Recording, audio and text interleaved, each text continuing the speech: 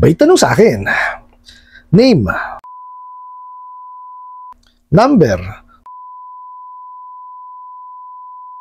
modus sa pagnanakaw. Kilala mo ang taong ito. Nahanap namin kayo sa Facebook at sa contacts niya. Ikaw ang declared co-maker sa in-scam niyang pera. Modus po siya sa pang-scam at lulong din sa sugal. Please be aware sa taong ito.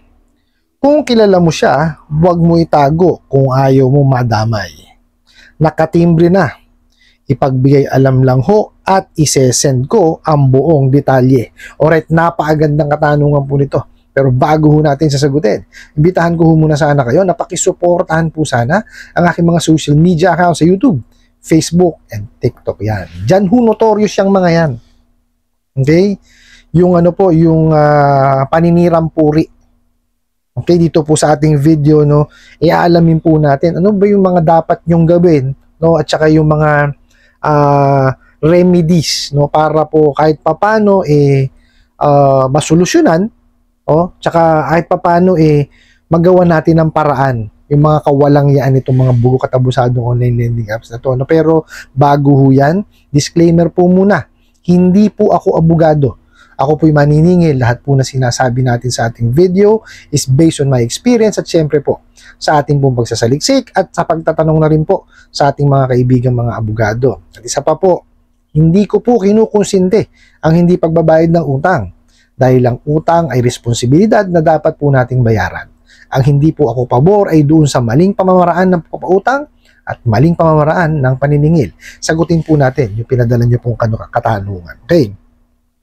Ayun ho, dun sa mensahe niya, no, talagang nilagay yung pangalan, tsaka yung numero. So, may data privacy, na kagad, violation. Di po ba? May breach na kagad kasi inano kagad, isiniwalat na ho kagad yung pangalan ninyo, tsaka yung number ninyo. Which is very important yan. Pangalan yan, tsaka number O, di ba? Hindi dapat kinakalat yan. Kung sino po yung nakakuha ng information, dapat dun lang yun. Sine-safe keep niya yan. Yan po ang nakasaad sa ating Data Privacy Act. Number 1 ho, pwede niyo siyang i-complain sa National Privacy Commission. Ito ho, screenshot lang na to. Send nyo sa kanila, di po ba? Pero alam ko ho, may kailangan yan, naka-notaryo. Pero ganun pa man, mag-ano ka sa kanila, dumulugo kayo sa kanila para malaman po natin kung ano yung dapat natin talagang gawin. No, ano ba yung mga tawag dito, yung mga isasubmit natin sa kanila. Pero initially ho, yan i-screenshot nyo, itong screenshot na to, no, i-send nyo sa kanila through online. Pwede nyo email sa kanila yan. Okay? Tapos, ito po sabi, no, modus daw po sa pagnanakaw, yung yung ginawa nyo sa kanila. Dun ho muna tayo. Paano naging modus sa pagnanakaw? Kayo mga bugo katabusadong online lending apps ang nag-disburse sa kanya. Diba? May trail yan makikita naman yan nasa inyo galing. Ang hirap sa inyo, no? Pag kayo hindi nabayaran dahil sa kawalang yaan ninyo, sisiraan nyo yung tao. Diba? Ano po pwede natin isampang kaso dyan. Kagaya ho niyan kasi sa message nyo siya nakuha, so po pwede ho yan libel. Kasi sinisiraan na kagad kayo Di po ba? Ano yan, as we go on po, sasabihin ko sa inyo kung ano yung mga gagawin po niya, tapos isa-summarize po natin sa bandang dulo, po. So, hindi ho tama na siraan yung isang tao, no, sa hindi lamang po pagbabayad ng utang. Kayo may depresya, paulit-ulit kong sasabihin. Mali kayo ng pamamaraan ng papapautang. Diba? Nag-fill out pa lang dun sa apps nyo, padadala nyo na kagad ng pera pag nakita nyo na kagad yung number is connected sa e-wallet. Diba? Hindi nyo man lang in-explain doon sa kliyente nyo kung para saan yung pinadala nyo. Diba? Tapos pag hindi nagbayad, walang yung inyo. Ayan, gagawin nyo. Mariosep kayo. Tapos, tinanong mo pa, kilala mo tong taon to. Ikaw ang nagpadala diba? Tapos ito ho, umamin sila sa kawalang yaan nila, doon sa pagkakalap nila ng detalye. Ito, data privacy breach na naman to. Tingnan nyo Nahanap namin kayo sa Facebook at contacts niya. Tingnan nyo. Sila mismo. Diba? Doon po sa kasi yan ganito, no, bago niyo ma-download, no, yung app, manghihingi ng permission yung mga bugok na yan. No, para ma-access yung contacts, yung sa email, sa location and everything. Picture, video, no, call logs, lahat yan. Oh, hindi naman nila yan, titignan yun eh. Kukunin nila yun, lalagyan ho nila ng malware yung inyong cellphone para makuha yun. Ayan na po. Inamin nila mismo. Kaya napakalakas kong ebidensya nito eh. Pagka sinabit nyo to sa sa National Privacy Commission.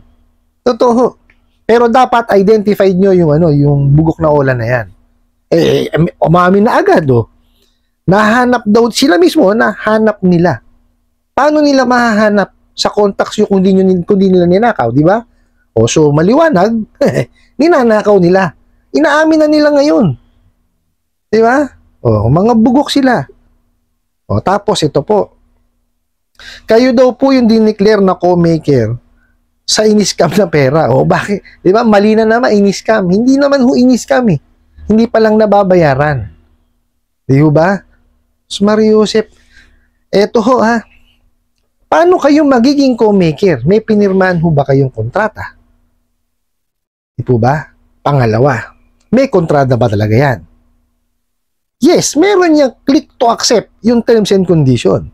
Pero iba ang terms and condition sa loan contract. Okay? Baka ho kasi nalilito itong mga bugok na to eh. Magkaiba po ang terms and condition yan at saka po ang loan contract. Ang loan contract po dapat yan dinidiscuss, no? Pagkatapos malaman nung nanghihiram kung magkano yung pinahiram sa kanya at nalaman kung magkano yung interest, yung lahat ng tawag dito ng mga kailangan malaman dun sa utang. Which is nakasaad yan dun sa Truth in Lending Act. So pag na-explain lahat yun at pumayag yung manghihiram, that's the time kailangan explain yung nasa loan contract.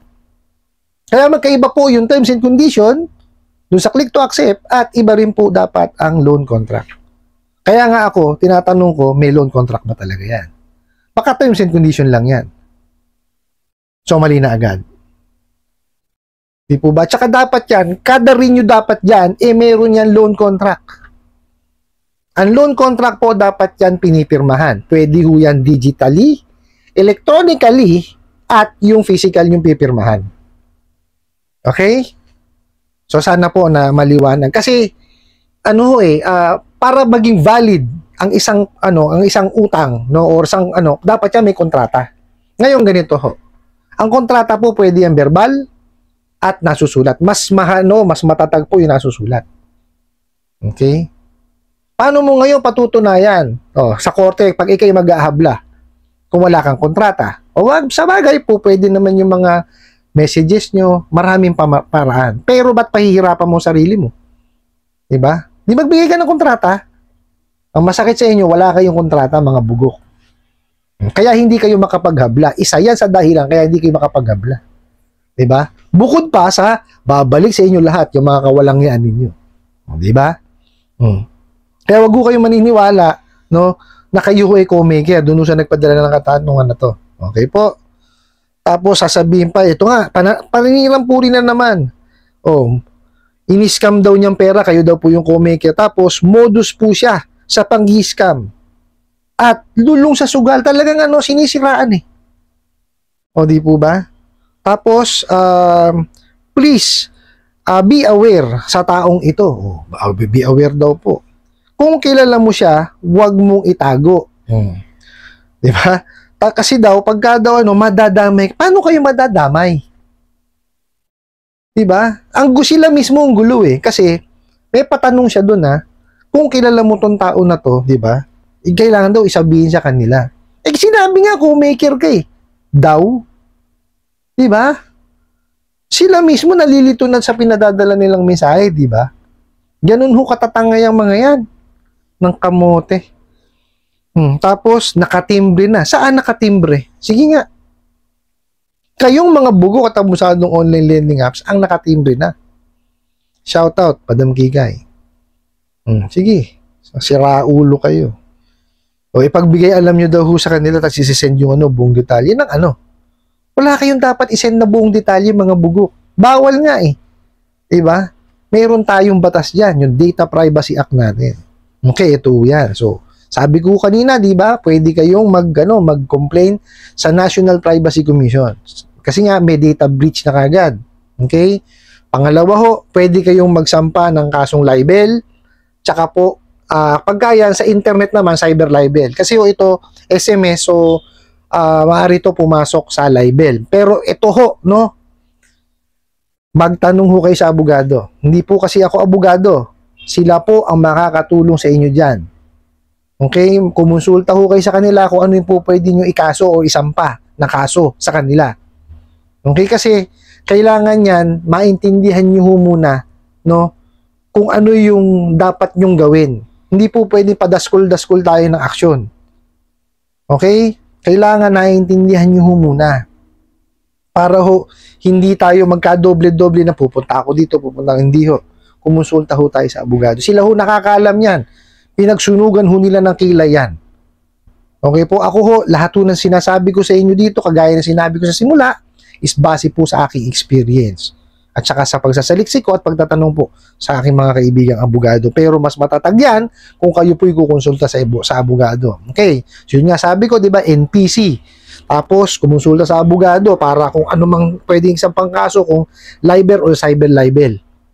Okay, kasi ho, hindi tama na na sisiraan kayo sa ibang tao. Kasi itong mensahe na to is, ang nakatanggap nito, most probably is yung nasa contact list or yung nakuha nga daw sa sinasabi nila sa sa Facebook. Pero malabo sa Facebook dahil wala namang number na ilalabas yun eh. So sa sa contact details na ninakaw nila. 'Di ba? Tapos ayan, puro paninirang puri. Ngayon ganito 'yan. Kung yan ho ay ma-read yung OLA niyo. Kung na-identify niya, na-identify niyo yung OLA na yan, na-read, yan ho, pakita niyo lahat yan, sampahan niyo ng kaso.